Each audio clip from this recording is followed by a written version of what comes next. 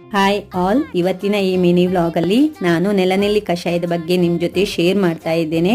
ನೆಲನೆಲ್ಲಿ ಕಷಾಯ ಅಲರ್ಜಿ, ಶೀತ, ಕೆಮ್ಮು, ಗಂಟಲು ನೋವು, ಗಂಟಲು ಕೆರೆತಕ್ಕೆ ರಾಮಬಾಣ ಅಂತಾನೆ ಹೇಳ್ಬೋದು. ನಾನಿಲ್ಲಿ 1 ಗ್ಲಾಸ್ ನೀರಿಗೆ 3ರಿಂದ 4 ನೆಲನೆಲ್ಲಿ ಗಿಡ, 1 ಚಮಚ ಜೀರಿಗೆ ತಗೊಂಡು ಇದನ್ನ ಲೋ ಫ್ಲೇಮಲ್ಲಿ ಇಟ್ಟು ಚೆನ್ನಾಗಿ ಕುದಿಯೋದಕ್ಕೆ ಬಿಡಬೇಕು. ಅಂದರೆ 1 ಗ್ಲಾಸ್ ನೀರು ಕುದಿದು ಅರ್ಧ ಗ್ಲಾಸ್ ಕಷಾಯ ಆಗುವವರೆಗೂ ಕುದಿಬೇಕು. ನೆಲನೆಲ್ಲಿ ಗಿಡದ ಸತ್ವ ಚೆನ್ನಾಗಿ ಕುದಿದು ಸತ್ವ ನೀರಿಗೆ ಬಿಟ್ಟರೆ ಮಾತ್ರ ಈ ಕಷಾಯ ತುಂಬ ಪರಿಣಾಮಕಾರಿಯಾಗಿ ನಮ್ಮ ದೇಹಕ್ಕೆ ಮತ್ತು ಆರೋಗ್ಯಕ್ಕೆ ಸಹಾಯ ಮಾಡ್ತದೆ. ಇದಲ್ಲದೆ ನೆಲನೆಲ್ಲಿ ಗಿಡದ ಕಷಾಯ ಇಮ್ಯುನಿಟಿ ಬೂಸ್ಟರ್ ಕೂಡ ಹೌದು.